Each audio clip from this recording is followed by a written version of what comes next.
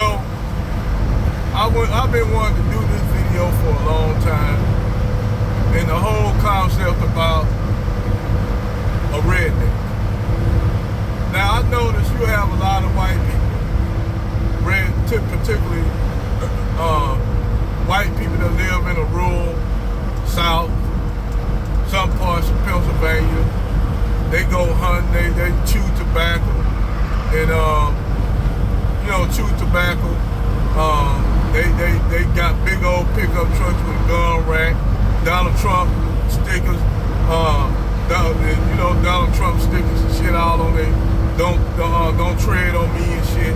And a lot of these guys say they're redneck. When you ask them where did the term redneck come from, and they actually ignorant about. I said, how the hell you use a term and call yourself a term and not knowing the context of where that term come from? And they actually goddamn clueless about the term redneck. And the term redneck, visually came from this word. You have what you call the redneck riots. And what you had was these coal miners in Tennessee who were complaining about their pay. They were underpaid. They didn't have no good health insurance. They weren't unionized. So a few people from that group decided to have riots and form a union. Well, this led to a riot where over 300 coal miners were killed by the federal government in a riot. These guys used to wear what you call the red bandanas around their neck. Now the red bandanas are what they would use when they go in the coal mine because they had very sparse light in the coal mine.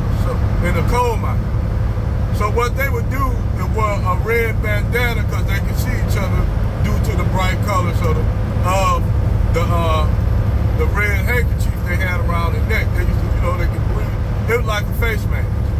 So they wear the red bandana so they can be seen. But the thing is, you had black people wearing the red bandana that worked in the mine. And a lot of times these people live in very impoverished areas of what you would call Tennessee and the Appalachians, where you had actually black and white people that actually lived, especially during the Great Depression. They lived in the same communities and they took care of one another. Even if they were white or black, it was always the people impoverished. The white and black people who were impoverished who worked with each other. That's why they went against them. That's why after the Bacon's Rebellion,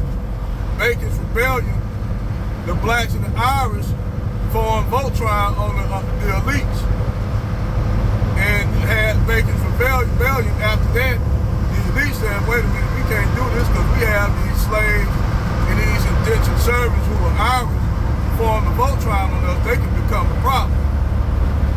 So after that, what they did was they gave the Irish indentured servants, made them the overseers over the slaves on the plantation. And that was what you call creating a buffer. They do it today. They do it today with the blacks and Latinos, the immigrants and shit, the other immigrants. They go over there, and these are your liberals. Your liberals go over there to Africa and tell Africans don't associate with the black American. The reason why, because they want to try to diminish the FBA argument by using the immigrants. Say, see, the immigrants, they are hard working and they don't complain about nothing. And the reason why they don't complain about anything because they don't have the same history with America as those who were born over here. Back on top. So the bandanas, red bandanas, they call it the Redneck Wars. That's how that came about. That's for any of you white folk that run around here calling yourself a redneck and don't know what that word is in context. It's not a word. It's due to the bandana. Hell, Miley Cyrus dad, Billy Ray Cyrus did a whole damn thing on Tennessee. In that documentary, he said the whole damn thing, which I already knew years before he did. So that's where the term redneck come from.